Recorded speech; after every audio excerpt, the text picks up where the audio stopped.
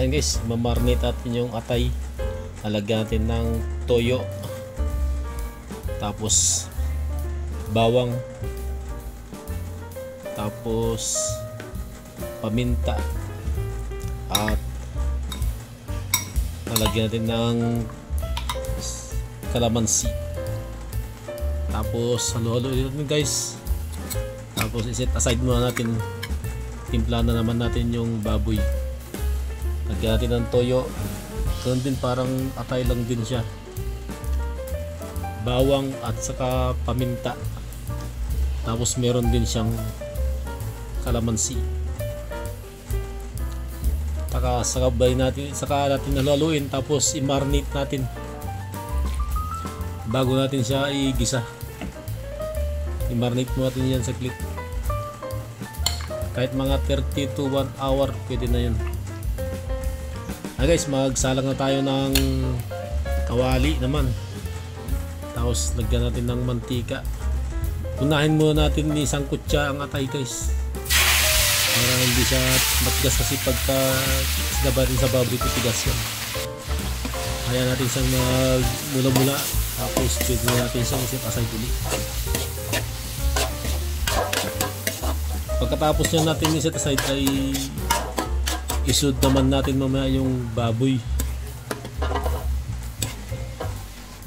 Half cook lang yan guys, tapos isud natin yung baboy. Mag-isa tayo ng sibuyas at saka bawang. Pagkatapos nyo naisud natin yung ating minarinate na baboy, tinanggal natin yung sabaw niya guys, para hindi siya kahit sapot sa natin mga 30 minutes. Ngayon haluin lang natin hanggang maluto siya at lumambot.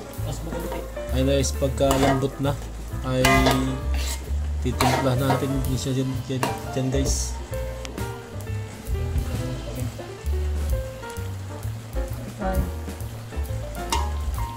Lalagyan natin ng paminta na yan.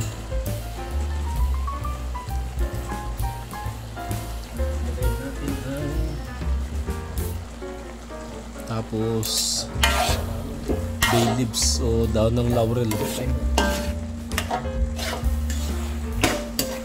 Laluin lang muna natin hanggang lumambot ang kanyang karne.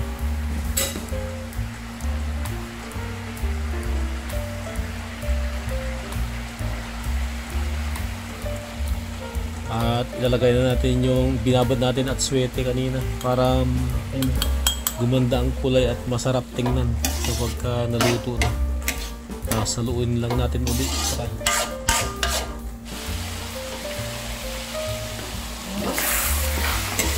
Nalagay natin yung sabaw niya kanina na pinagbabaran ng marinate.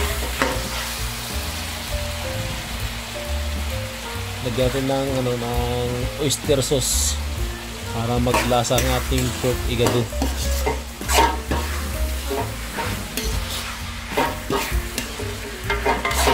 At saka halu-haluin lang naman ulit.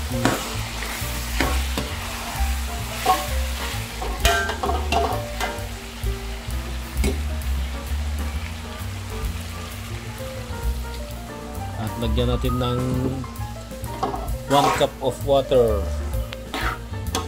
para magkaroon ng konting sabaw. Yan guys, kulay pa lang, igadong-igado na. Hindi pa dyan nagtatapos guys, dahil ilagay na natin ang atay kanina na isinangkot na natin. Half cook lang yan, kaya nakita nyo ilaw pa kasi half cook lang kanina ng isang kutsa natin, para hindi siya matigas. Kasi pag sinabay sa baboy, titigas yung atay. At ilagay natin ang green peas. Green peas pa lang pero mukhang igado na. At ilagay natin yung kalamansi, pandagdag lasa.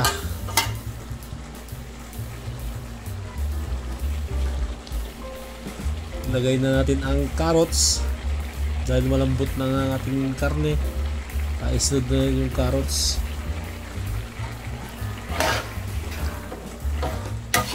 Tapos saluin lang natin uli. Isusunod natin nilagay ay yung ano naman, patatas at saka siling makopa, ang nagpapasarap lalo sa ating pork igado. Patatas at saka siling makopa.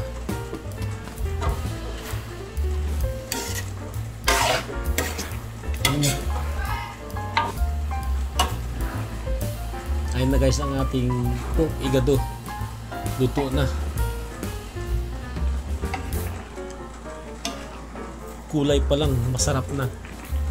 Yan ang igado ng ibanag, ready to serve na yan guys. Ang sarap ng kulay, igadong igado na. Madali lang guys siya lutuin, sundan nyo lang yung nasa video. Masarap yan guys, di siya maalat. At ito na yung finished product natin, ready to serve, ang pork igado ng ibanag. Mapapawaw, kasarap. Thank you sa inyong panood guys.